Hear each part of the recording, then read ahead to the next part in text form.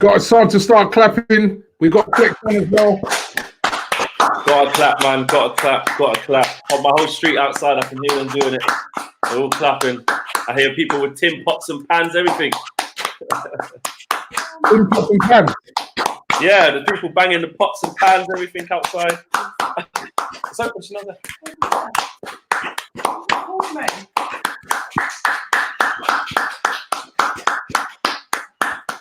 And of course, the reason why we're clapping is we're clapping for the NHS. It's sort of become like almost like a thing now. Every Thursday at 8 o'clock, the whole of the UK stops whatever they're doing and starts clapping for the brilliant people who are providing fantastic service in the NHS. And actually, it's a good time to remind everybody about the event that we're doing this Saturday, starting at 12 o'clock for 24 hours.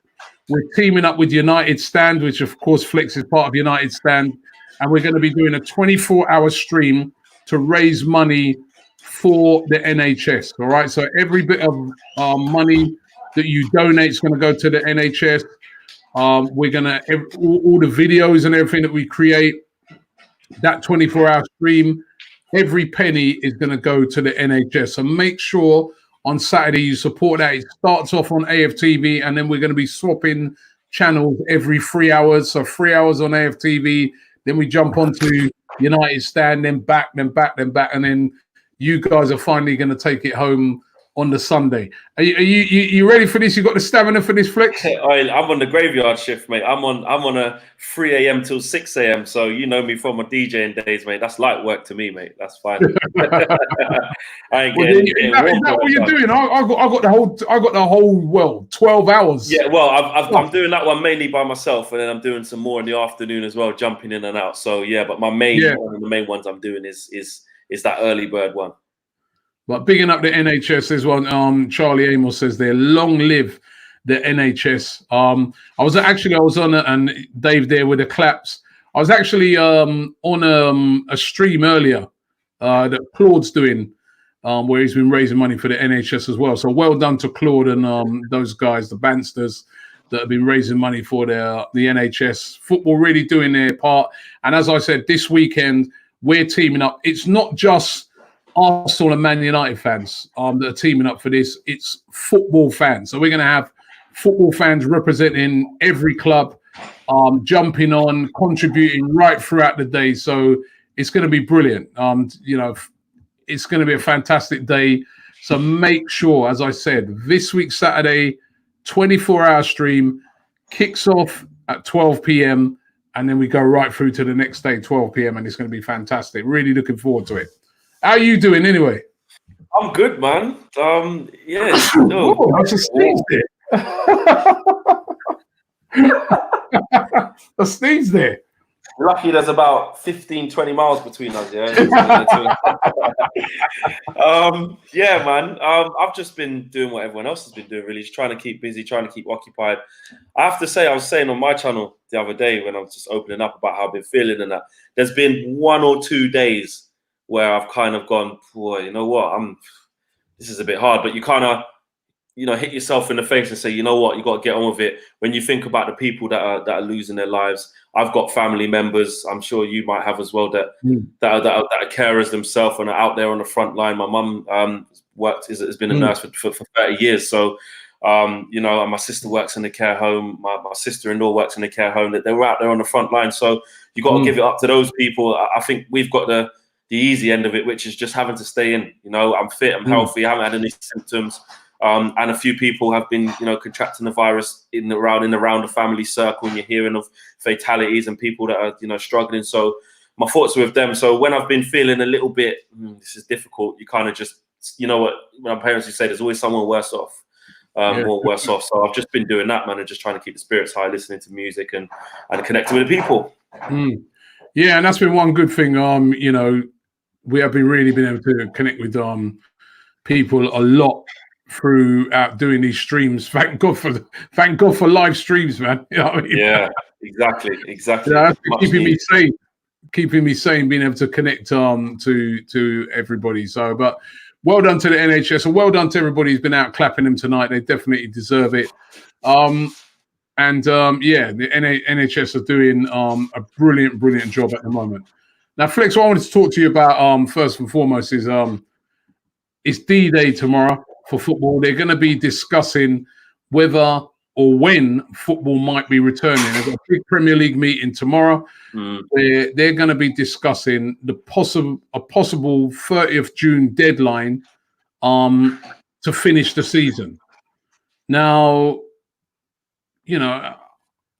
I'm thinking they're being a bit optimistic here, 100%. I mean, the reason why they're keen to do it by that date is that there's a lot of players that their current deals are going to expire, when it comes to the 30th of June. So you look at players that are on loan, you look at, a player, let's give an example, somebody like Willian at Chelsea, come the 30th of June, he's no longer a Chelsea player. His contract expires. He can go and play for wherever he wants. If the season's not finished by then, what happens to players like that, etc., etc.? So that's why they're keen to get it completed by then. There's also talk around as well that with the Champions League, they want to do the Champions League final on the 29th of August. So the Champions League final, they want to complete that on the 29th of August. I think a week before that, they want to do the Europa League as well. They want to get that completed as well. So they're sort of putting dates out there when they want to get this done. Can it be done by then? It's going to be optimistic, very optimistic. I mean, what I will say with the pandemic is that everything's ever changing, and there's new figures each day and stuff like that. And we can only, if we're just talking about in our country, the government sort of saying that we're now maybe starting to see like a plateau where it's starting to flatten out in terms of cases and stuff, but the deaths still haven't gone down yet. I think we've seen our lockdown extended by 3 further weeks today, which was no surprise. And for me, the government have got to be very careful, and they will be, because as soon as they lift that lockdown, they can't afford to be having to go back into lockdown if this reemerges. So I see us going past the 3 weeks of lockdown. I've just got my calendar out here. What are we on, the 16th now? 3 weeks from now is the 7th of May. I personally don't think they're going to be saying, let's get out of our houses and stuff in 3 more weeks. Personally, we might, but I don't know. And then you're looking at, I think maybe a week or two after that, which might be the 14th or 21st of May. And then to fit in all of those Premier League games, that the players are going to need, 2 weeks notice, maybe 3 weeks to get back up to speed as well for training and stuff like that. I can't see it. I can't see it being finished by the 30th of June. If they do put in some plans for that to happen, what I would have envisaged happening is that they obviously have to account for players' contracts in that time. They would either have to say to players, because you've got to look at it from a legal point of view as well, is if you are playing on a contract and you haven't fulfilled certain months because you couldn't work, you could say that technically you owe the club 3 months of service or 2 months of service is another way of looking at it. So I think club lawyers will have a lot to say about that. There'll be some horrible battles going on if they can't find a resolution. So all in all, I think it's very optimistic to finish it by June the 30th, unless they really do come out of lockdown after these 3 weeks, which I can't see happening personally. And then if they do, it looks like it will be behind closed doors. Absolutely. Yeah, it would have to be. It would have to be. I would definitely say... Be much of a spectacle watching games. Of course not. If you're asking me, would I rather it play behind closed doors and get finished rather than, if it can't happen with fans, then leave it? I would definitely take behind closed doors and finish it. It's not nice. I mean, I experienced the behind closed doors game. It was the last game we played. Yeah, that's right. You went to... what was that like? It was so surreal. So surreal. It was unbelievable. It didn't even feel like I was at a football match, let alone a top level professional football match. Albeit it was the Europa League and not the Champions League. But it was a really surreal atmosphere, and you felt it for the other team. That was one of their biggest games in their history. They would have had 20,000 fans singing and screaming. And I do think the fact that their fans wasn't there did enable us to really stuff them 5-0. You know what I mean? It might have been a more uncomfortable situation. You've got teams fighting for relegation. Their fans aren't going to be there to be their 12th man. Liverpool, okay, they'll probably just need the 2 wins and they'll win. But it would definitely take its toll on the players and the spectacle. But at the end of the day, the amount of revenue that's generated in the Premier League, if we're being selfish and to talk about the Premier League, in TV rights, it's a lot of income that will be gladly welcomed by these clubs. So I just think, yes, it won't be great to watch, but would I rather see it be played out? Yes, for sure. Do you know, I heard a really interesting thing today from I think it was a scientist, right? He said that actually, because I don't know if you saw they were talking about in America, and they were saying that there was I think it's a governor of California or somebody in Los Angeles was saying that there may not be able to be no mass events until 2021. So that would be like no games, no nothing until the end of this year, until next year, right? Or behind closed doors till next year, maybe. We'll be behind closed doors. But then this guy is like an expert. He's saying that actually you're probably more at risk at a family gathering than you are at, say, going to a stadium full of people. Because he said, he goes, at a family gathering, there'll be more closer contact and stuff like that. He goes, the likelihood of it being transmitted is more at an event like that than if you've got a big stadium with people, because you're that's what he was saying. So that was kind of interesting to hear that. You know what? Look, I'm not a scientist. I'm not going to proclaim to be a scientist. But if I'm just trying to apply my basic knowledge to it, I mean, you're at football stadiums week in, week out, have been for ages, like myself, right? You think about how close you actually are to people when you're maybe squeezing in, going through the turnstiles, queuing up. You're in the concourse bit, walking to your seat, then you're around your seat. The seats, well, the Emirates is a bit more spaced out than Old Trafford, but still, seats are right next to each other. I don't know about that. How can the air around a 60,000 seater stadium with people walking, not just from there, but the public transport it takes to get there, the walk down from whatever modes of transport you take, if you're walking down Holloway Road for you guys or whatever, there's thousands of people. Then you're getting into turnstiles, getting searched. That's nah. Versus family members that have maybe been self-isolating for however long, so you can say, right, okay, I know maybe my sister hasn't got it right now or whatever, but she could be carrying. I get that. Versus a very small amount of people, say 4 or 5 people in the household versus thousands. That's what the guy was saying. He's going because the family settings will be more intimate. You're more, and he goes, it'd be more likely to transfer in that space rather than a big space. I suppose if it was a big space as well, you could have your gloves on, you could have a mask on, you could, so maybe I'd love to see the science. I'd love to see the actual experiments behind that, the real scientific proof. I'm not saying that I'm right. That my initial thought on that theory is a bit, really? Do you know what I mean? Well, that's what they were saying. But I mean, listen, I hear what you're saying. I mean, to get football back on is going to be so difficult, but they are looking at these deadlines. They are desperate to get the game back on. They are. And rightly so. I think once safe to do so, obviously, they can't be taking any unnecessary risks. But we don't want to see the season null and void. And this is, Man United fan, I definitely don't want Liverpool to win the league, but not like this. I'm not one of these United fans that is like, I just hope it gets voided so they don't win the league. Obviously, if that was to happen, we could be like, wow, imagine that 30 years in coming, and then the one time you do, this pandemic comes. Yes, it couldn't happen to a nicer team, but in the context of it, I do want to see it played out. At the end of the day, I feel like teams that are fighting to come up and stuff, they're close to promotion.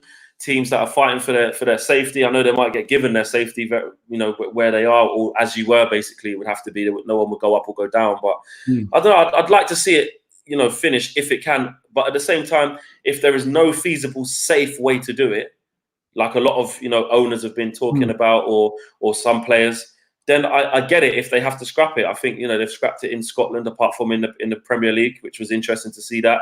That's caused a lot of controversy, though. 100%, yeah. Because I can't. I think it was it Patrick Official or someone like that was like 1 point.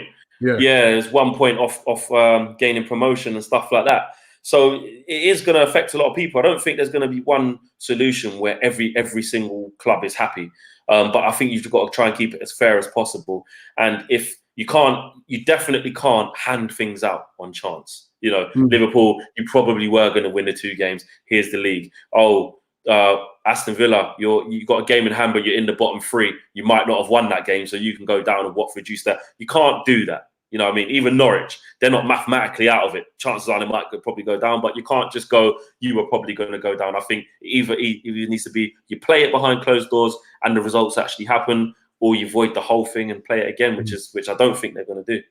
This guy's saying that actually Man United would have an advantage if it's played behind closed doors. Look at it says there. You reading that? The atmosphere. Well, I see. Well, you know what? Yeah, it's funny you say that. It's funny you say that because it's the same thing at the Emirates. It's the same thing at a lot of top clubs. That's true. It's the same thing at a lot of top clubs. You know. So last week, he's probably an Arsenal fan who's who's just as quiet in the North Bank. You know what I mean? Would you take Aubameyang or Kane flex? I think this question was put to Mark as well this morning. Aubameyang would definitely come in and score goals straight away. But I feel because Kane's a little bit younger, was he 27? What's Aubameyang, 30 now, isn't it? Yeah. Approaching 30. Them 3 years probably make a bit of difference for me. So I would take Kane over Aubameyang. Depending on the price though, because obviously Aubameyang near the end of his contract. If you said to me Aubameyang 40 million, 50 million only because his contract so low, 30 odd million, yeah. But Harry Kane always gets these injuries as well that keep him out for certain parts of the season. At least with Aubameyang, he's pretty foolproof. You don't need to carry a lot of injuries. I mean, on transfers, right? You know, I see United and us, we're getting linked to all these players. I mean, you guys heavily linked to Sancho. Would that happen with all what's gone on? I mean, Sancho, Borussia Dortmund will want 70, 80 million for him? No, over 100, mate. 100? Yeah, they're not going to pay in this current climate. They will. They'll pay it. Don't get me wrong. In this climate, Flex, right? Whether it's not a matter of whether they got it. In this climate, we started the show off with clapping the NHS. People are going to be, when this, finally, things start, and it's going to take time to get back to normal, right?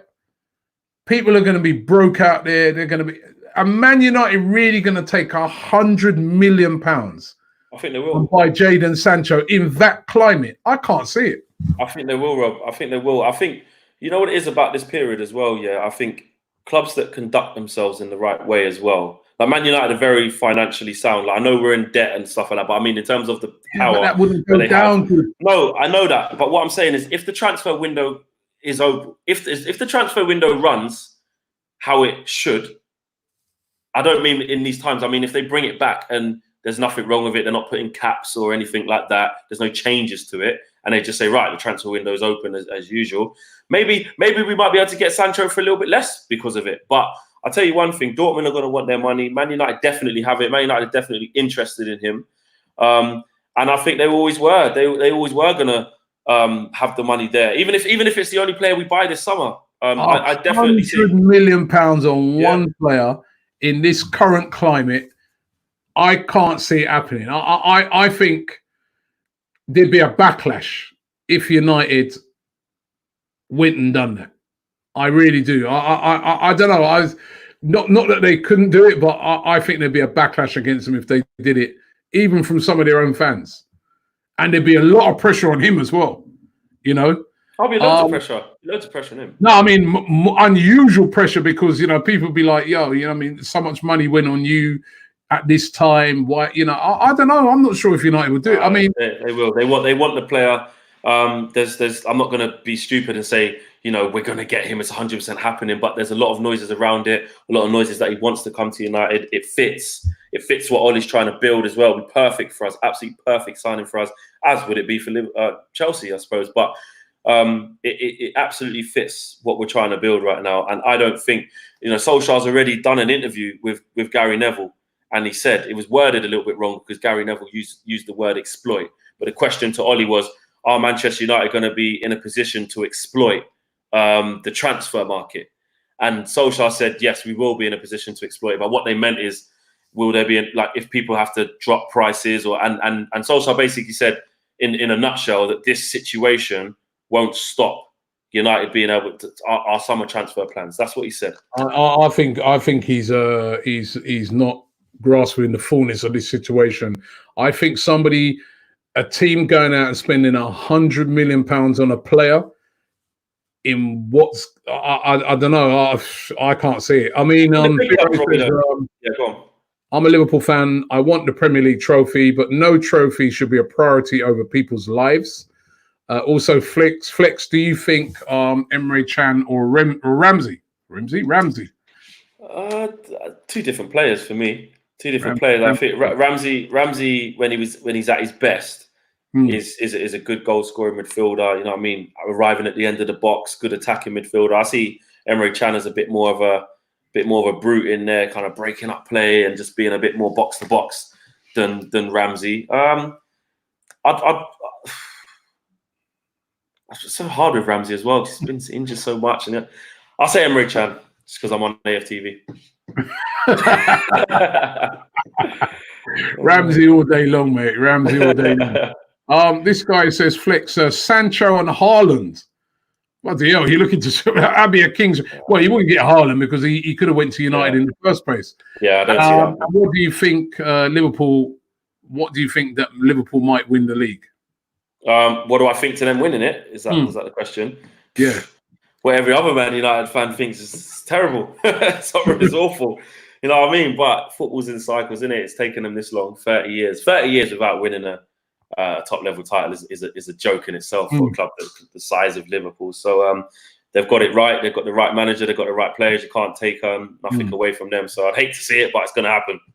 Is this one as well? It says Flex, Man City is the latest small club to break into the Big Four.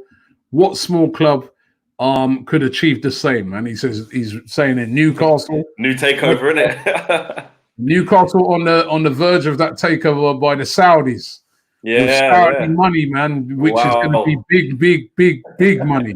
See Neymar going over to Tyneside, mate. Listen, don't rule it out. Don't rule it out. You wouldn't have thought you would have seen these players at Man City. You know what I mean? 100%.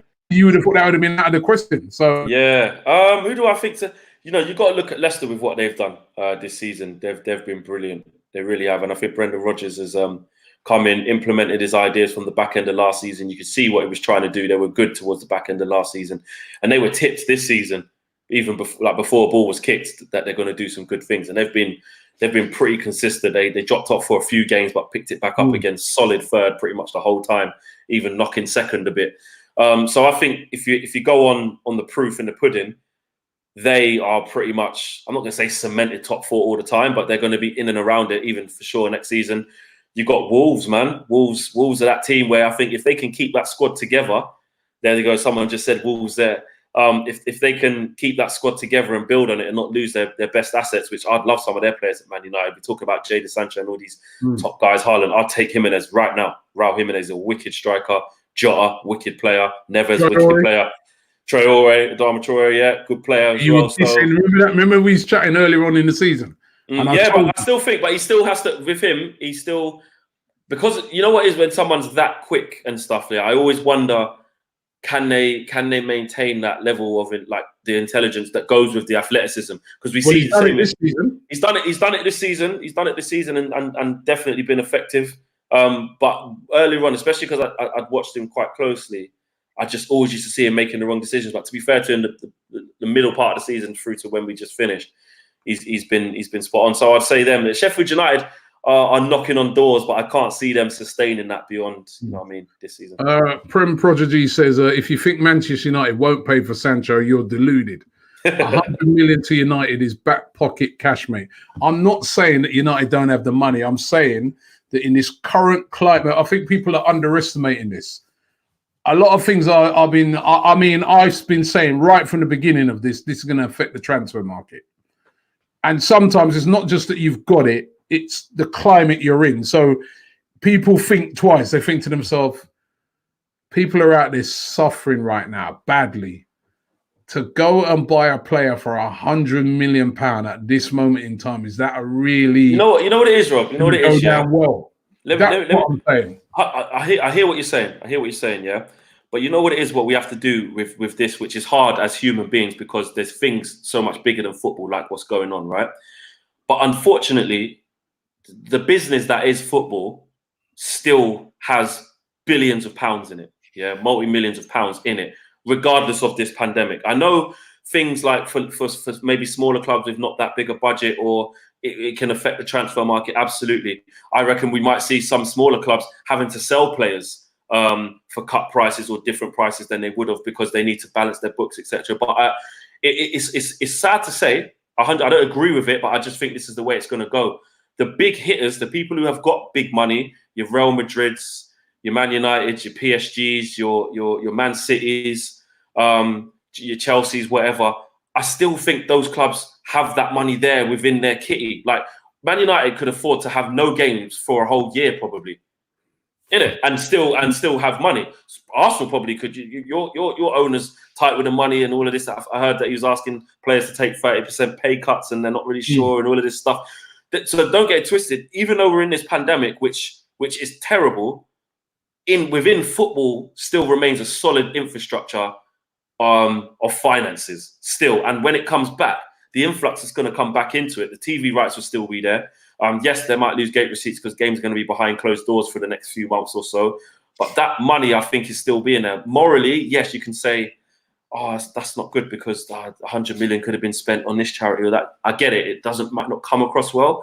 But we know what football's like, man. Yes, Man United have done their bit in society and done really well in terms of their local stuff. They haven't furloughed anyone. They've paid all the staff. They've been really good in this thing, and they've given a very good account of themselves from that side of it.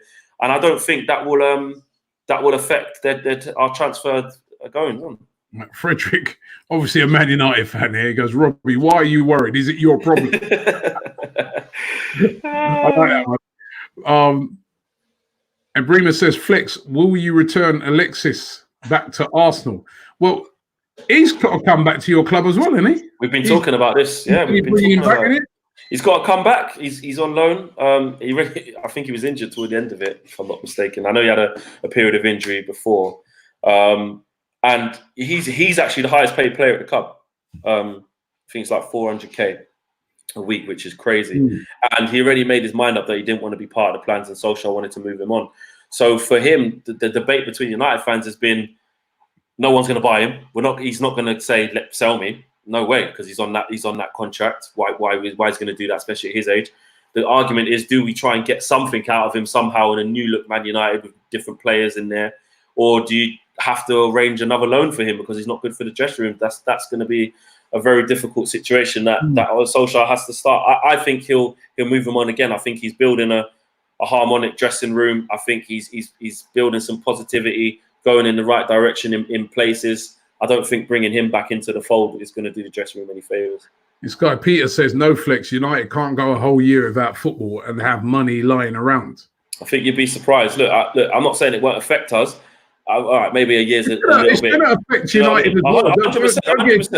100%. Maybe I've gone a little bit overboard with a year, but my point of what I was trying to say is that if we're back playing football, even behind closed doors, and it's on TV, the revenue is coming in somewhat. People have paid their season tickets already. Don't get me wrong, they're doing refunds for the last 4 games of the season. United called me yesterday and said, they're going to refund that if the season doesn't play out, which probably will. As well, yeah, so, they're losing, four games worth of receipts, gate receipts, until it's all worked out to the next season when everyone can come again. So that's what I mean by this layoff won't affect us like that. Maybe going a year was a bit too overboard, but I know what I was trying to get. Raf says putting this kind of pressure on Sancho at that price will ruin him if he fails to produce on the pitch. He will be ridiculed by opposing fans. Is Jadon Sancho worth £100 million? In the current climate, yes. In the current climate, with what he's doing and the numbers he's been putting in consistently for a couple of seasons, he's done it at international level. He's doing it Champions League. Million. That only because when I say the current climate, do I agree with it? No. In the current climate of young British, phenomenal numbers, double figures goals, double figures assists consistently, doing it in Champions League, doing it for England.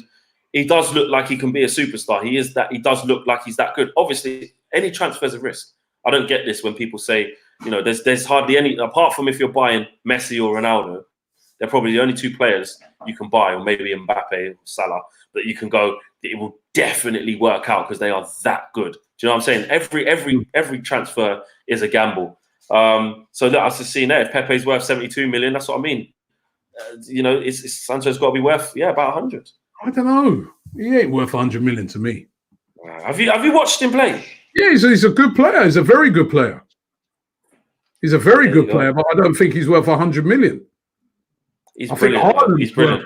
100 million. Haaland's worth over 100 million. Why would you say that? He was scoring goals for Salzburg in the league nowhere near as good. But Sancho's scoring enough goals and assists from right wing. Killing it, Robbie. Killing it. It's not no normal player. He's killing it, man. How many goals did he have this season?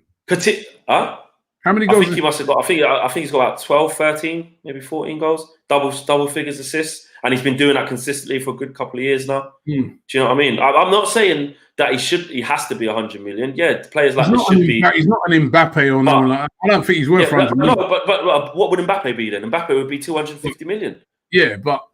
Well, there you go then. It's saying Sancho is half the player. If you look at the market, Coutinho went for 130 million pounds. Well, that was madness.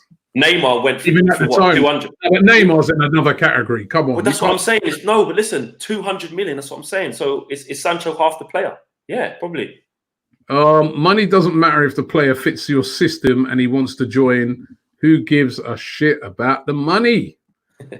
money. I see that guy. He's desperate to get Jadon Sancho. I mean, if you bring in Jadon Sancho, then who drops out then? Martial, Daniel James, mate. He'll fix our right-hand side. This is why we need him. We've got Martial up front. You think of a front three. Rashford on the left. Martial. Robbie. Right, yeah, you sip your water.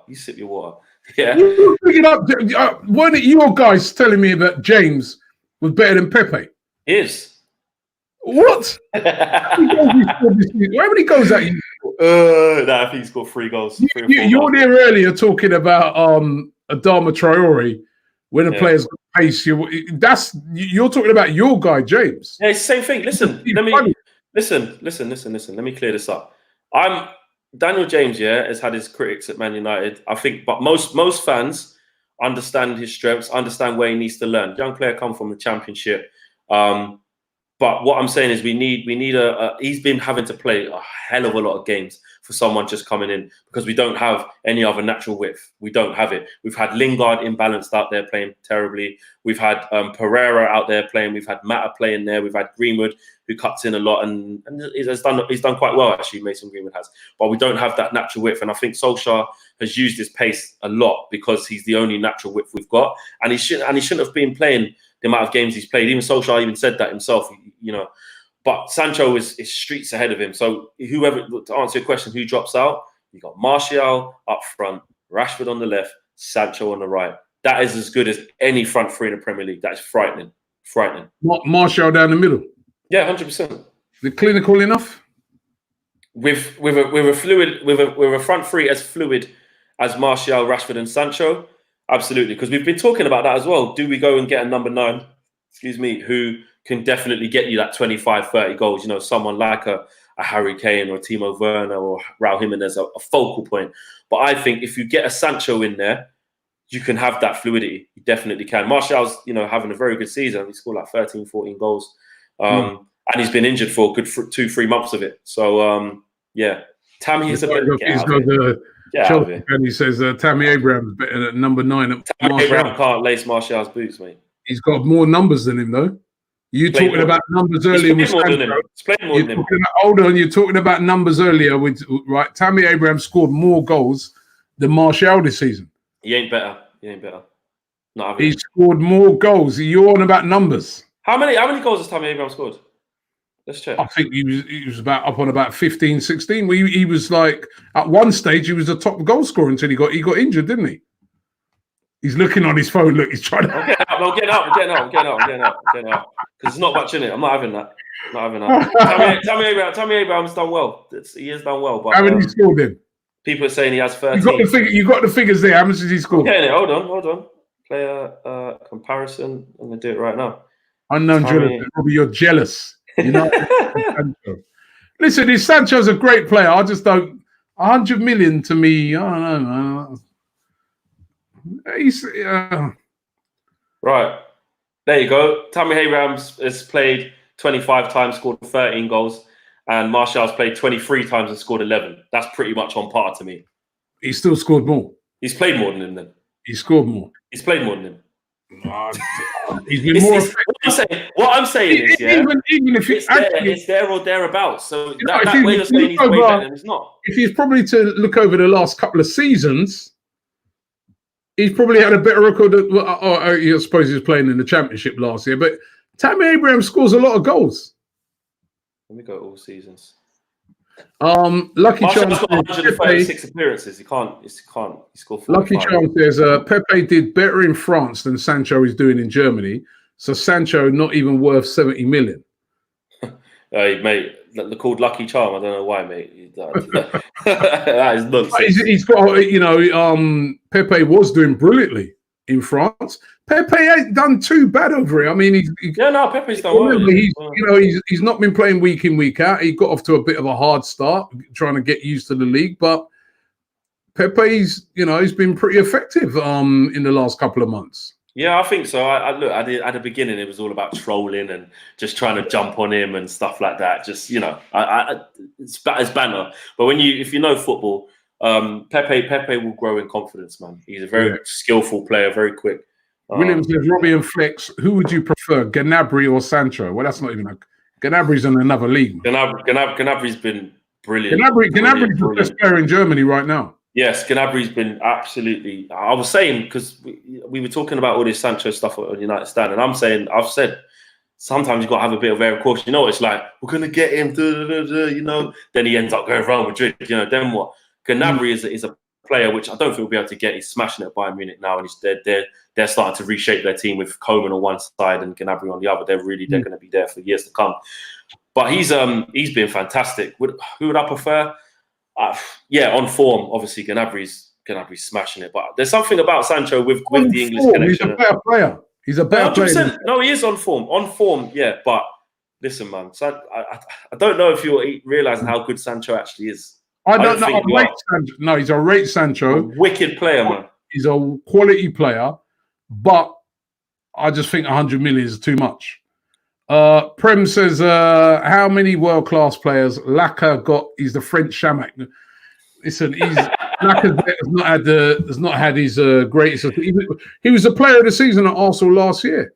He's not had as good a season this year, but he's still a quality player. Alexander Lacazette.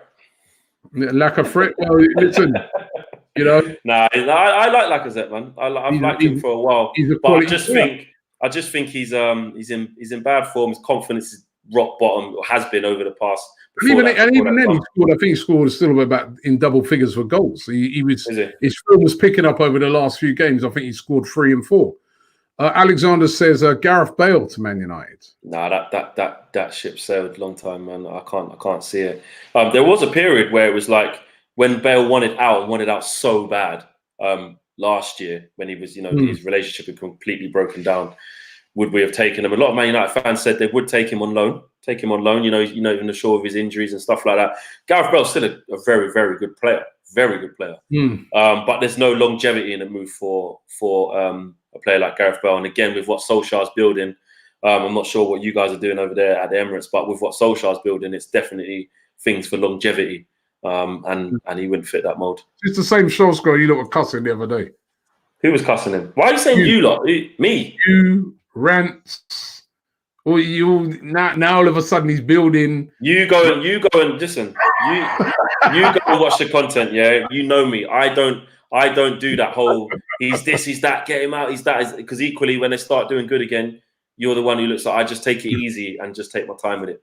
Khalid says Tony Pulis said that Gnabry ain't good enough to play for West Brom. That's true. Madness. Yeah. Well, at that time, it's mad. That just proves on that right. That just proves that it's all about systems, stages of your career, surroundings, coaching. Because look at what the player that he's gone on to be.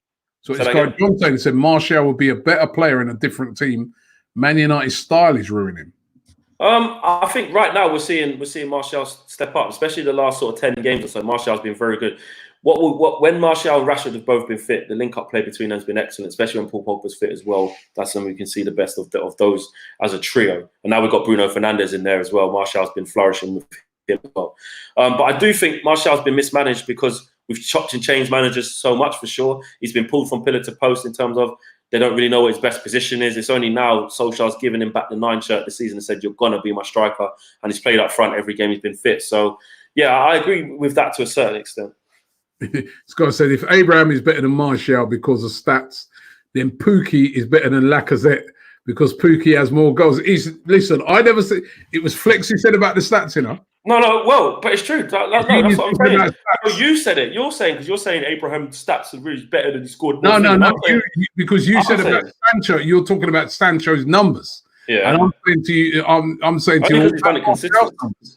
Yeah, and Martial's numbers has done well. And someone said some foolishness. No, I think I saw something where they said in order, Martial's been there, what, 4 years?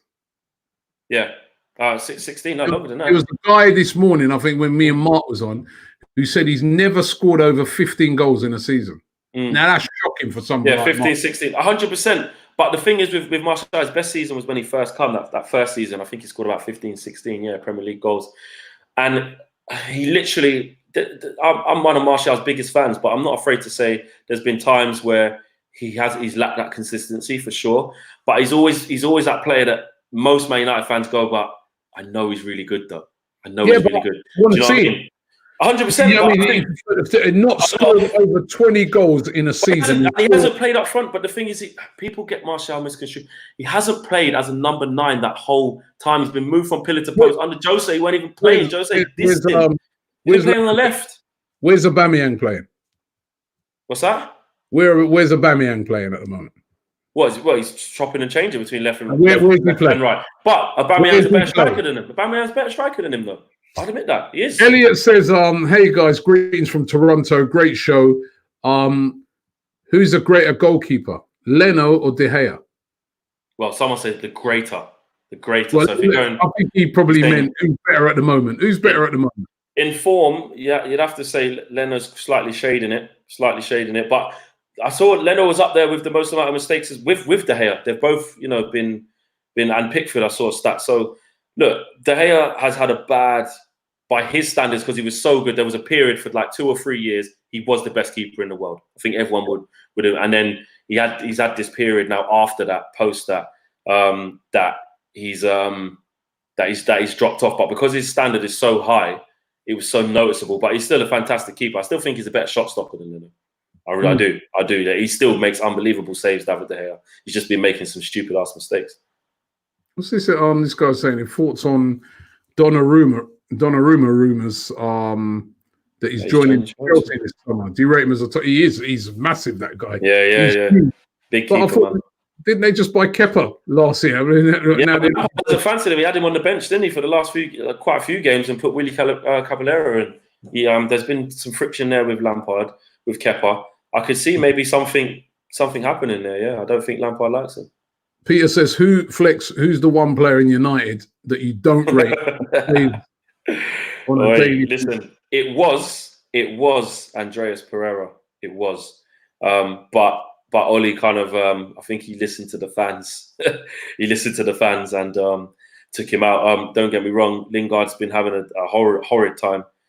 He's come out and spoke about some things off the pitch. I was even talking to Troy Deeney a couple of weeks ago. Really good interview I had with him, and he knows Jesse really well. And I'm not making excuses for him, but he did say, when Jesse's ready to talk about it, he will, and stuff like that. And some people I know at the club who know him very well, they said he's in a real bad place at the moment, and it's definitely shown in his football. He looks like his power's just been sucked out of him. I don't know what's up with him. But it was Andreas. Trevor Smith says Sancho has 14 goals, 15 assists. Gnabry has 11 and 9 assists. So again, Sancho has 14 goals, 15 assists, and Gnabry has 11. Ooh, there you go. Yeah, but you know what it is about numbers, though. Look at some of those. That's probably the Champions League.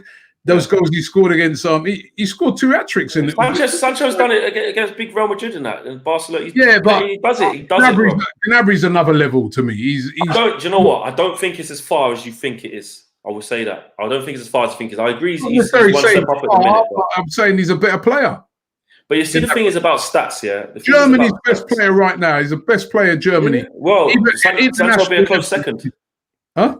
Sancho will be a close second, like Kai Havertz as well. He's up there. Timo Werner. There's some real good players out there.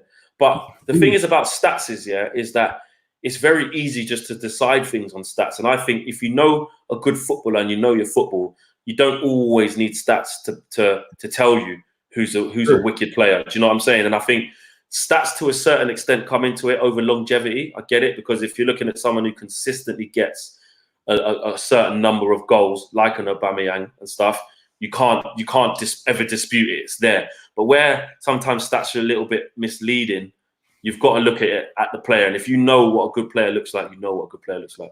That's not even a question. So it's not even who's better, Aubameyang or Martial. We know Aubameyang's a better goal scorer than him. Right. Better player. He's a better goal scorer. Who's worse, Mustafi or Jones? Jones.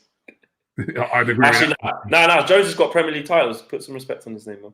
Played in big games. Jones in his prime is better than Mustafi.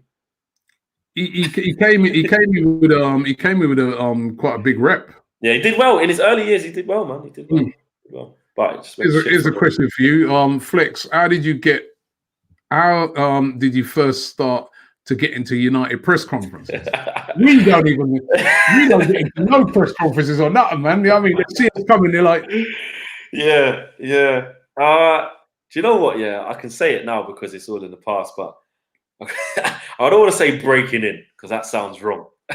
But it all started from when we was on tour, pre-season tour. Me and Josh were out there in Singapore, and we'd had a conversation with the head of communications at Man United previously, just at back end of the season, just to talk about fan channels and how we could work together here and there. I think Man United do a really good job of that. I know that's not really a thing that happens your end. I've got to big up Man United on that. They've been very inclusive of having us around where possible.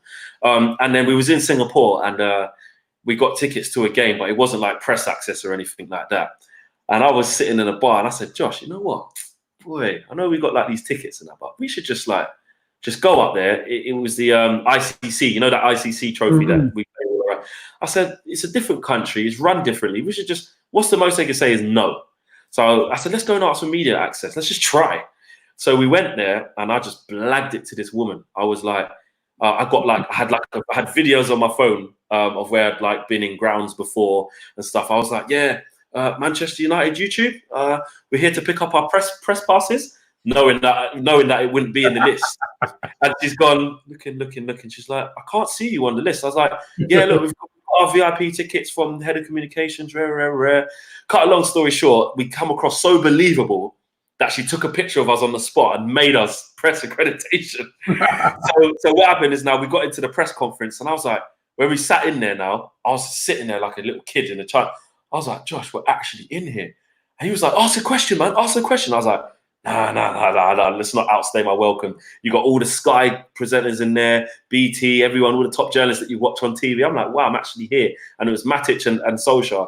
So we didn't ask a question then. And I remember the press officer looking at us, kind of like, who are these guys? Fresh ego. These are not journalists. And cut a long story short, we just kept kind of sneaking our way in by talking to people until they just kept seeing us there. And I kept putting my hand up. The press officer would say, no, politely swerve me. And one day she just let me ask a question. And I think because I gave a good account of ourselves and didn't come across as these crazy YouTubers who can't be trusted, are just going to say random stuff, the trust just grew and grew. And then you got the thing is about that is that when on that occasion, you got stick off of a lot of traditional journalists who were saying that you shouldn't be allowed to ask questions. I loved it. I absolutely loved it. I saw it. You know what? It was when that happened when we went to Kazakhstan. We went to Astana and I asked the question and I said, when I started talking to Ollie, I referred to you asked? I said to him, it was a time when we were fighting for top four. We were just about to play Aston Villa at home. And I said, we have been fighting on all fronts, for Champions League football. Is it still a priority to finish fourth, or are you going to prioritise the Europa League? Would there be a point where you've got to start prioritising as the games come thick and fast? Very relative question. And this snotty-nosed journalist, he was sitting next to me the whole time, didn't say a word. I saw on Twitter afterward, awkward moment when Solskjaer is referred to as we in the press conference and all of this, and then TalkSport picked it up. Our good friend Jordan Jarrett, he did it on his show with a couple of others, and they were like, yeah, I don't think Flex should have been in there because if you start letting fans in there, the quality of questioning. So I heard that now. I thought, all right, cool. You know, you get to do the post game as well. So you do the lead up to it the day before, then you do the post game after the match. I went in there, asked 5 questions. 5 questions. I said, these men think that I can't ask questions properly. I watched this. Next day, I see big Sky Sports using the responses to the questions I asked as their headlines. Even up until the last week, just before we broke up for this, I asked Solskjaer about Pogba. Is he going to stay? Can we expect him to be here? And it was the first time in a long time that Solskjaer to come out and actually said, normally he says, he's our player, he's got this left on his contract. But this time he said, you can expect him to stay. And that was all over Sky the next day, all over every newspaper. Who asked it? A little old fan like me. You know what I mean? So it just goes to show. Respect, man. Respect. Oh, that wasn't the one I was trying to flick up. It was this one. He says, Declan says, when will AFTV get into a press conference? DT and Troops in there, man. Get them in there. Get Claude in there, man. Listen, you know, the thing is, right, I've not been invited into any Arsenal press conferences. Do you think they will? Do you think they will? I don't know. I've never really asked. But I've never really been invited in.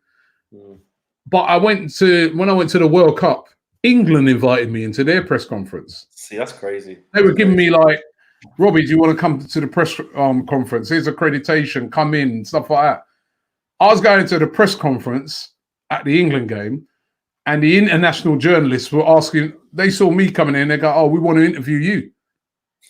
I go, well, I'm going to the press conference. They go, yeah, when it's finished, you know what I mean? There was a guy talking to me, right? It was a guy who's talking to me. He was from a Chinese media company. And I was like, yeah, come on, man. We need to go in now. We need to go in. And he was like, no. He's like, no. He goes, I'd rather talk to you than listen to Gareth Southgate. He goes, I'd rather get an interview with you. But then, you know, I do find it strange that, like, Arsenal, because, I mean, that's the thing. We're not going to go in there and not follow the rules. You know, the only thing I find with press conferences, and I've been to a couple, and you don't get to ask no proper questions, really. You don't get to, you know, I mean, like you said, if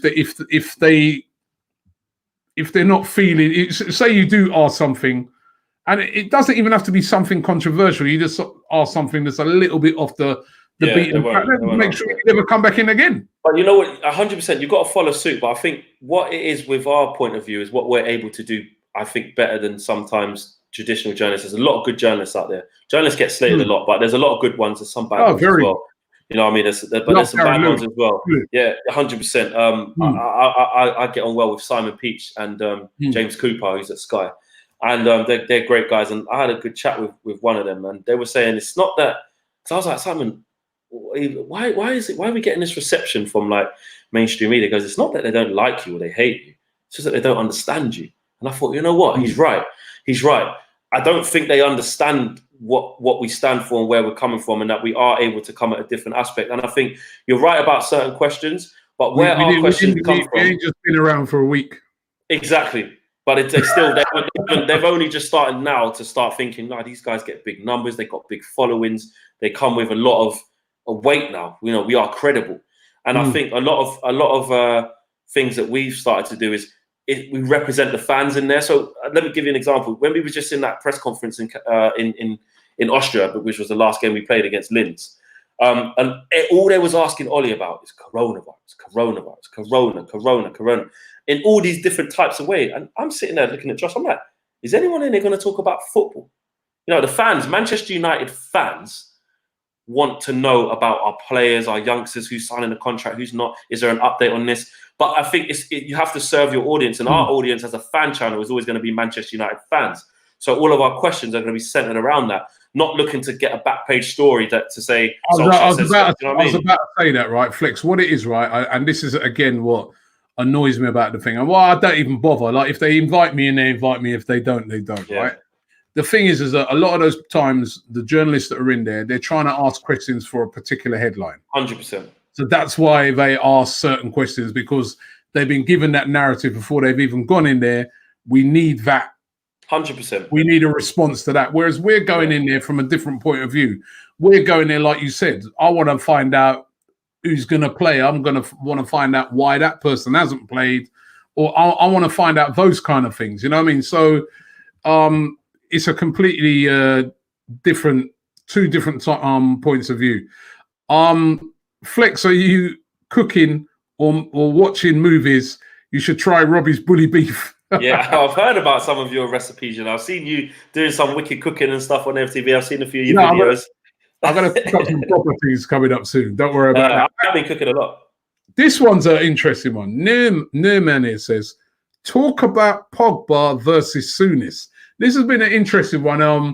Souness, who disses Pogba a lot. He obviously don't like Pogba. He's always tearing into him when I watch it on Sky.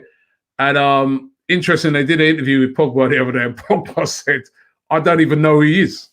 Which... He said by name, no, but it's got to be in context. The headline is that, but when you actually watch the whole, or listen to the podcast in full, which I guess you guys wouldn't do that, I did, and he said, I knew he was a good player and stuff, but I knew him by face, but not by name. That's what he actually said. Okay. That's what he actually said. They completely switched that then, isn't it? 100%. Of course they are. He said, I heard he's a big player and things like this, but I didn't know the name. Look, at the end of the day, what did he think of the fact that he's always dissing him? He didn't really talk about that. He said, look, at the end of the day, people talk. Pogba's like that. Everyone's always talking Pogba's name. Pogba literally says it. I think even Arsenal fans who might want to get an insight into Pogba, listen to that podcast. He's such a cool, humble guy. He said in the podcast he was an Arsenal fan. Before, then he changed because of his other brother who supports United. So yeah, he's had that Arsenal connection from early when he was young. And he said, look, I don't really care about all this talk, but I think there's two sides to that. The club were a bit smart with what they were doing because they know by saying to Pogba, you should send Graham Souness a picture of your World Cup medal. That's what they said. That's how it started. They knew what they were doing with that. There's no way that just came out of the blue. But I think it's a bit of a cheap shot from the club because Gary Neville's giving him stick, Roy Keane's giving him stick, Paul Scholes is giving him stick. They ain't bringing up these men. They're just doing it because ex-Liverpool, it's easy, and Souness does always talk about him. So you've got to look at it in its entirety. And a player that, when they're trying to keep Pogba out of the limelight, a lot of Man United fans who don't like Pogba anyway, I feel like a lot of those fans, it didn't make Pogba come off good because it looks like he's clapping back when really they asked him it. Pogba could have clapped back at Souness ages ago, but he hasn't. The Black David Dean says Souness has a point. A lot of these modern players are fascinated with their hairstyles and cars instead of winning trophies and playing good football. Right. Do not get me started on this. I was on a phone call with Darren Bent yesterday because I was fuming because Danny Mills, I don't know if you saw it on TalkSport. Did you see it? No, I didn't see that, no. He said about literally that. Pogba, because of his hair and all of that, right? He's going to be judged because of his hairstyles and all of this. And Hugh Woozencroft, you know Hugh, innit? Yeah. He goes, but Danny, you can't judge him on football ability. You can't judge him because of his hairstyle and all that. Yeah, but it's a fact of life. That's how you get judged. If you've got your socks down and he was trying to apply it to real life. He goes, yeah, but Danny, that's not right, is it? You can't do that. And I'm saying it's all nonsense. It's all nonsense. Because at the end of the day, right, if Pogba, right, had normal hair, let's say, right, and was playing badly, would they go, well, he's doing the right thing, he's got the right haircuts, he's got the right attitude, he's just in bad form? Or would you just slate him anyway? Just going to slate him anyway. You can't look at people's hairstyles, man. It's nonsense. You know what I'm saying, that Flex here? What I say is this. I mean, we had a similar thing with Hector Bellerin, Yeah. Obviously, Hector Bellerin loves his fashion and stuff like that. And when he was having a bit of a tough time, at Arsenal, a lot of fans were coming on AFTV and they were ripping into him and they were saying, this guy, he cares more about his fashion than he does about his game. And Hector Bellerin got very upset about that, even and stuff like that, right? It weren't us who said it, by the way. It was just people who were coming on saying. But what I would say is this. If you're going to have your hair dyed blonde, or pink or blue or whatever, and you're going to be very outlandish and that, if you're not playing well, people are going to pick these things because what people start to associate that with is that you've, rightly or wrongly, but these are just human beings watching a game. Wrongly. They're looking on it, Flex, and they're like, yo, is this guy focused? Because you know what? He seems to spend a lot of time on his hair. He seems to spend a lot of time on his fashion, on his cars and stuff. But this is what I don't get. This is what. But Flex, this is you got to understand. This is what happens, right? So when you look at, I'll give you a prime example. Aubameyang, yeah. You will not find a more flashier guy than that. 100%. Right? I've met Aubameyang a few times. I've met him. You know, he's a flashy guy. He drives flashy cars, haircuts. He wears, very expensive. Yeah, I know. Nobody says anything about because he's performing. I get it. Because he's performing. But I could tell you this, right? Just based off of the human psyche, if he was having a poor season, like let's say Lacazette was having Lacazette's season right now, you would hear it as well. You'd hear people saying, but you shouldn't. And this is why. You shouldn't. Listen. It depends. It depends in the context that Danny Mills said it, because you shouldn't. When you look at the context, he's saying in everyday life, it's okay. They will say it. Flex. Listen, I know it's. They would say even in your job, if you was working in a job, right, and you wasn't performing in your job, right? I know they're gonna say it. I know that people would start saying it as well. I know they're going to say it, but what I'm saying is it's wrong, because at the same time you're saying all of this, what about the man who got no hairstyles and all that bog standard man, but they're just shit ballers then? What? I suppose you can't. No, what I'm saying is you can't link somebody's interest outside of like with their haircut and that to their application to football. These guys train every single day, give their all to football. And Pogba's won World Cups, he's won Coppa Italias, he's won Serie A's, and his numbers last season when Man United. Listen, hold on. What I'm saying is, I get he's been inconsistent. I get he hasn't hit the levels he's supposed to hit. That's not because of his hairstyles and that. That's what I'm saying. At the end of the day, when Beckham was running around with tattoos and Peter Crouch was doing the robot and all of that, when these men had crap games, no one was saying nothing. When Ryan Giggs did what he did, which is a marital thing, what he does in his private life is his private life. He weren't judged on that. Now, I know Ryan Giggs has won multiple titles and all of that. I'm not saying that. But what I'm saying is people are very quick to judge these footballers about what they do off the pitch, right? Which I can understand to a certain extent. But to say you're linking his dedication to football to, he dyed his hair blue at the Manchester Derby, because he was on international duty with France, so his hair was blue, and he came back and we played Man City, and he scored 2 goals and won us the game against Man City. Who said anything about his hair then? Why was his hair not the reason he was playing good then? I'm trying to make the point to you, Flex, right? That this is what happens, right? Is that when you can be the most flashiest guy ever. You can have your hair dyed whatever, you can do whatever you want when you're playing well. But if you're not, people start to associate that with lack of focus. It's not right. You're right. Of course it's not right. I know they do it. Just think about people. Think about people's psyche. They will then look at somebody who is maybe not so flash, and they'll be like, well, you know what, at least he's getting his head down. And he's keeping a low profile, and he's trying to get himself back to, he's working hard behind the scenes, trying to get himself back.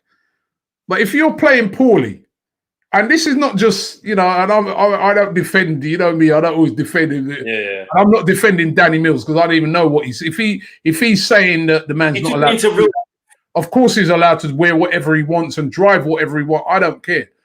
But I'm just saying to you, that fans start to look at it and say, is this guy focused? You're not playing well. And then I see you in a video, you're dancing. The thing is that, you see that not playing well, rightly or wrongly, I'm looking at it and thinking, I'm like, yo, right now, I don't want to see you dancing, I want to see a video of you in the gym, putting in but you see that though. You see that. But you see that now. But you see that one there, Robbie. This is what I'm talking about. If we're just talking about the subject of Pogba, if Pogba was putting up videos of him cycling on the bike with pure sweat hanging off his face, and man is saying, "You don't care about football. You do this, that, and the other." He can't win. There's certain players you can't win. I'm sorry. I'm not one of these guys who just protect. There's things that Pogba's done, where I'm saying his agent hasn't helped him, his brother hasn't helped him, the comments he made in the summer. I agree with all of that. Listen. I agree with all of that. But when he puts out, I'm trying to fight back from fitness, He's putting up the fitness videos, doing training and that. Man is still getting criticised. He's still getting criticised, and there's an agenda against the guy. There's an agenda. I don't care. It's difficult for him. I mean, Teddy G says criticise their performance on the football field and not their hairstyle, a lifestyle, and I agree with that. But what I'm saying is, let's just be real. So if Aubameyang, I'm not saying he's gone. You know what? One second. This is a great point, right? This is a great point. This guy Winfred says, right? Remember when Mustafi dyed his hair and no one said anything? Great point. Mustafi under Arteta has been playing well.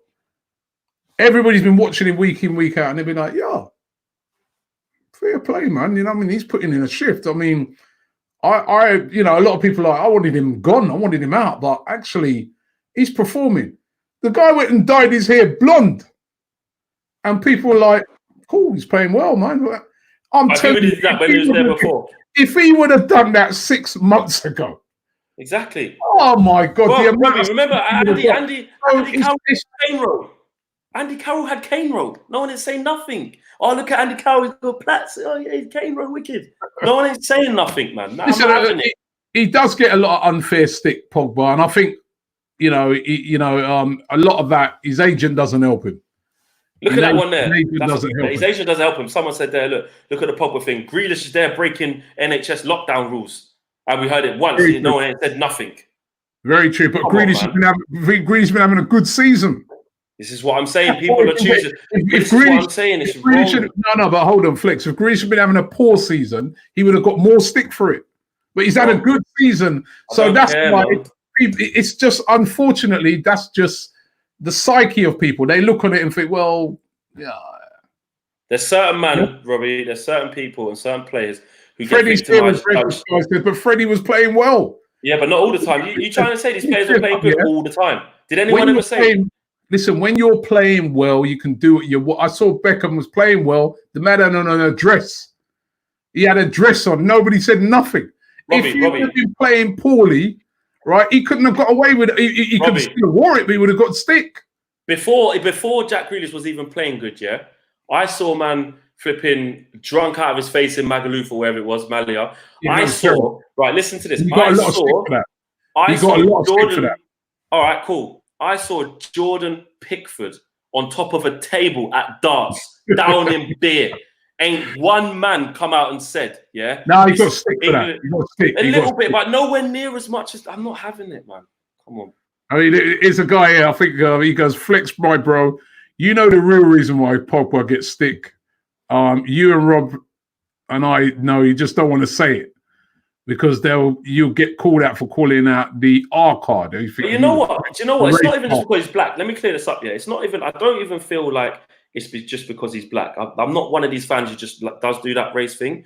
But what I'm saying is like it can be like because some of the British players like that are Mank and stuff like that can get let off for ages. Like there was a time where Rashford was poor for ages, like real bad form. Pogba was putting up numbers, doing his thing. Rashford was missing. Didn't get any of the stick because he's young. Manchester come through the thing. Jesse Lingard, same thing. It took a lot of time for it to get to the stage where he's getting loads and loads of stick. I think there's certain players. Sometimes it's a foreign thing. Sometimes players from outside of this country maybe get harshly treated than others. Yeah. It happens, man. Robbie, are you jealous of Pogba? Because you don't have any hair. Listen, I've told Flicks. I've told you many a times there. Me and you have spoken off the thing. I said I like Pogba. I'd have Pogba at Arsenal tomorrow. Of course. I rate him. Right, he's a top player, but I do think there's certain things that guy he needs. His agent is always coming out 100% and saying stuff. It doesn't help Pogba. Yeah, 100%. I agree with that. And I argue with Rents. What I'm trying to explain to you this, right, is that it's easy for people to tear into somebody like, he hasn't played for a long time. He's been injured. But when you see a video, and I don't know the context because I'm not a Man United fan. I don't know the context of these videos. But then when you then see a video of him dancing and stuff like that. Yeah, he's allowed to go to his brother's wedding and dance. No, I don't care. No, I'm not having that. No, because that is a cultural thing.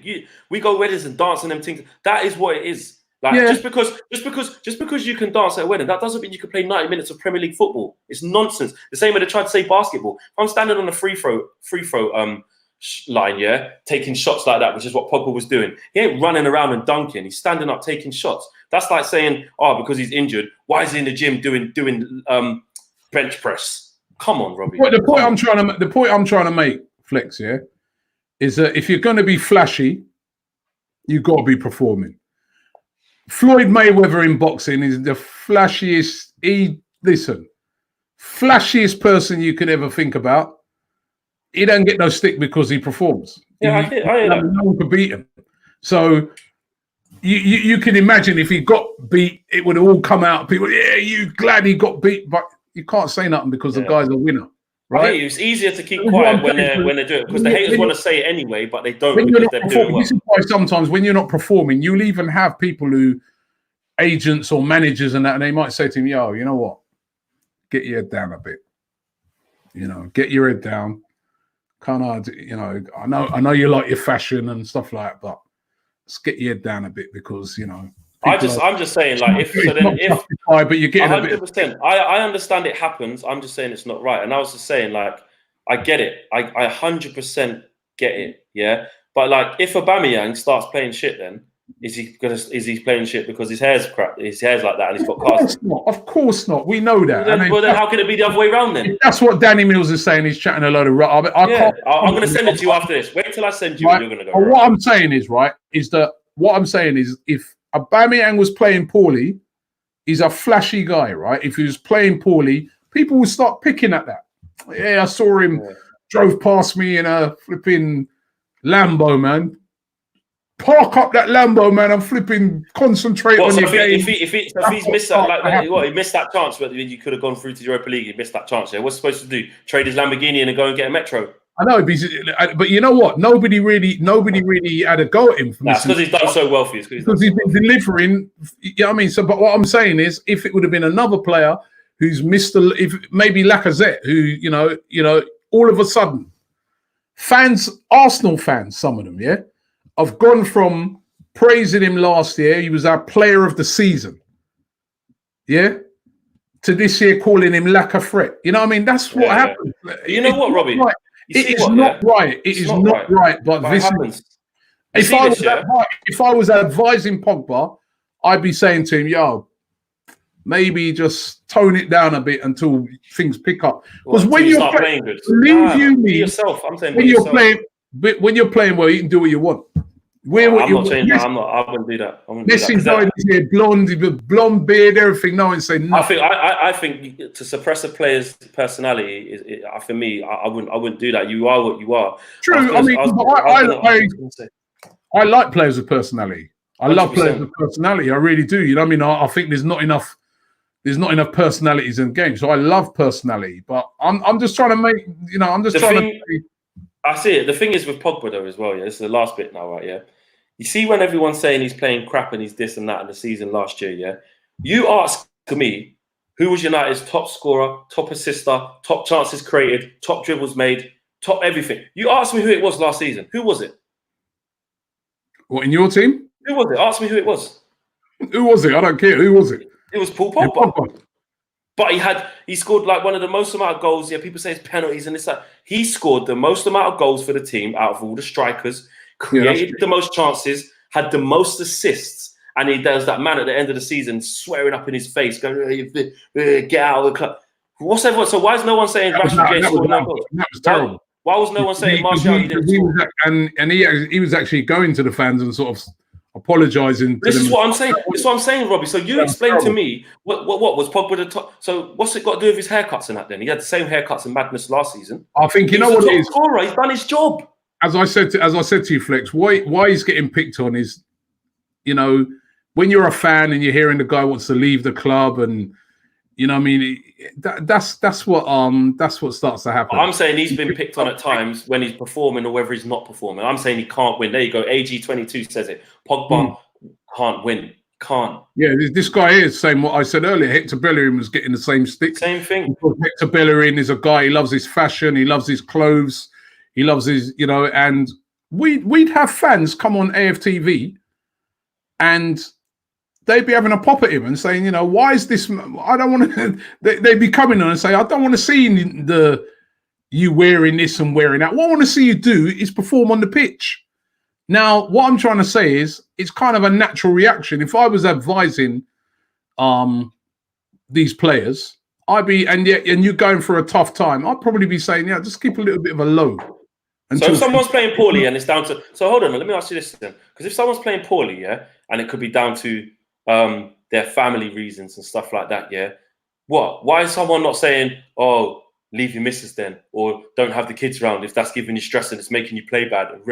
Like, things happen. Like, you can't just use things outside. Why don't someone just say, right, you need to go and practice. You need to go and practice your penalties more. You need to go and practice your free kick. Talk about, do more football stuff. You can't say, don't dye your hair blue because that's making you play shit. That's bullshit. No, listen, there is no way dyeing your hair, wearing flashy clothes, driving big car, that doesn't affect that doesn't affect how you play football. Yeah. When a footballer gets on the pitch, these are guys, like you said, you made the point earlier, these guys are professionals. They've been playing football all their life. Yeah. They don't want to go on the pitch and perform badly. No, exactly. I'm trying to make, Flex, is that what happens is people start to relate those things when you're consistently playing poorly. I agree. They start to relate those things to a lack of focus. I agree they do, but I'm just saying they're wrong. I'm just saying they're wrong. They start to look at it and say, well, it seems like you're more concerned about your fashion and your cars than what's going on. It seems like that to you, but you listen to Pogba speak. He lives, breathes, and eats football. He's technically amazing. He's won things that some players couldn't dream of winning. So you can't turn around to someone who has them accolades, and say that you're not into football. Like I said, Robbie and Danny are both baldies. Hence, they don't like players with flashing hairdos. Yeah, I'm not dissing Pogba, man. What's up with people? Yeah, you're not dissing Pogba. Trying to make the point. I'm just trying to make the point why I think, and Souness, he's always on it. He's always on it. Always on it. And I think that sometimes Souness overdoes it on Pogba. A lot of them do. All of the pundits do. And no one ain't coming out saying that. Become like there's some sort of agenda there. 100%. 100%. What's I'm saying other players. Roy Keane's saying exactly the same. Roy Keane's done exactly the same. Do me a favour. He doesn't want to be there, does he? Get him out. He don't want to be there. Look at this player. He's talking about his agent. Talking about it. That's all Roy Keane does at any moment. That's what he does with the agent stuff and all of that. And he doesn't want to be there. Maybe he doesn't. Maybe he's got a point, though, Flex. He's got a point. I've said yes. I haven't heard Pogba come out and say, you know what? I told my agent to I said this with Rance. Me and Rance argue about this all the time. Rance says he doesn't have to say this. I'm saying no. He pays his agent, and you can say, Bridgen, don't say that. I'd override my agent. I'd be saying to the agent, from now on, I don't want you to say nothing. 100%. Even if my plan is to leave, you're making me look bad now in front of the fans. I don't want you to say nothing else. I agree, but the problem, the only thing where I back it, because I'm not that deluded. That's what I'm saying. I'm not seeing it from a one-sided thing. I've come out loads of times in our content and said, "Nah, Rance, man, he didn't. If he's in Japan and he's done an interview or whatever, and he says, I'm looking at a new challenge. Don't say that. Like, you know what I mean? That means you don't want to be here. I 100% agree with all of what you just said. I'm just saying that other players that I've seen play way worse than Paul Pogba at Manchester United, our legends ain't coming out and jumping on them because they might see them run around a bit harder or whatever, but there's no output. I just don't get it. I don't get it. Lingard, Gary Neville's never come out and said Lingard's not good and crap and this, that, and the other. Why? Because he's worked with him at England, come through the ranks, come through the Man United thing. Do you know what I'm saying? That's all I'm saying. Yeah, listen, there's definitely some players at football clubs that are easy targets. 100%. Easy to have a pop at, easy to have a go at them, easy to put them down. There's definitely a lot of that. Let's finish with this one. Oh no, that wasn't the one. You know what? The comments, right? They move so quick, man. They're just flashing. Vieira or Scholes? Oh my goodness! To be fair, they're different. It should be really Vieira. Completely different. It has to be Vieira because you know what it is. Yeah, Vieira was a fantastic athlete. He could do things that Paul Scholes would never be able to do. I'm talking take the ball, glide past players like they weren't there. He could tackle, one thing Scholes definitely couldn't do. But Scholes had the ability to completely dictate the tempo of the game. Passing range was unbelievable. In terms of goals as well, I think he had a better shot than Vieira. But both unbelievable players. I'm obviously gonna keep my Scholes. Vieira. Well, exactly. Winner yeah, listen, Vieira, brilliant player. He didn't want to play for England, Listen, they tried. Whoever had England at that time bottled it. They tried to put Lampard, Gerrard, and Scholes in the same team, and didn't. It's like we had too many players in the same 100%. position. Yeah, 100%. But yeah, that's a tough one. Flex, I want to thank you a lot for coming on today. Let me just remind everybody that if you want to see more of us sort of combining, coming up this Saturday, we're doing a special 24-hour live stream to raise funds for the NHS. All the money that we raise on the day is going to go to the NHS. We've got a Just Giving page. We're going to put a link in the description. If you click on that, you can donate. I can see that some people have already gone and donated. That's been absolutely brilliant stuff, right? But all the money, you guys can go and donate, and all the money on the day that we make from the videos, all the super chats, all the revenue of the videos, all of that's going to go to the NHS as well. It's being hosted by us here on AFTV and also by United Stand. We're going to be doing it in sort of 3-hour shifts. So 3 hours on AFTV, then 3 hours on United Stand. Flex has got the graveyard shift already. He's telling us, right? But it's going to be great, and we're going to have loads of guests coming on throughout the day. I mean, I've got a long list of people. I reached out to a load of people, and they're all up for doing it. And I think that's been absolutely fantastic as well. And really, really looking forward to it. So please support that on Saturday, starting from 12 p.m. and then running through till 12 p.m. the next day. Flex, brilliant, mate. Thank you very much. Yeah, thanks for having me on, man. You're too flashy, mate. That's the problem. Say that again? You're too flashy. That's your problem. You know what I mean? it's all the tattoos. It's all these tattoos, mate. You know what I mean? Oh, and before you go, tell us a bit. Tell us about this thing that you're doing on Instagram. Yeah, Instagram Live, man. Check me out on FlexUTD on Instagram Live. I'm doing like a live DJ set. I've done it for the last 2 weeks in a row now. Literally, people just been having parties in their living rooms, kids, adults, anything. It's been great. And you know what? I started off the first week. I said, let me do 1 hour. I ended up doing 5. And the second week, I done 6 hours. So, yeah, same thing again tomorrow. Check it out, man. Come in the comments. Everyone's having a laugh in the comments. Robbie, try and come in there, man. It'd be jokes. I'll jump in. What time does it start? It starts at 7 and finishes when everyone gets drunk. And okay, well, listen, don't overdo it, because you've got the live stream at the weekend. Don't overdo it, yeah? Don't do a Pogba, you know what I mean? He was at a partying and all. That's another thing with Pogba. He's Muslim. He don't even drink. Don't even go raves. That's true, yeah. Don't even get me started, man. Nice one, man. Take care, Flex. Thank you very much. And thanks to everybody who's been watching today. And as I said, don't forget on Saturday, that special event that we're doing for the NHS. Please support that. It's all going to a great cause. Thank you, and I'll see you in the morning.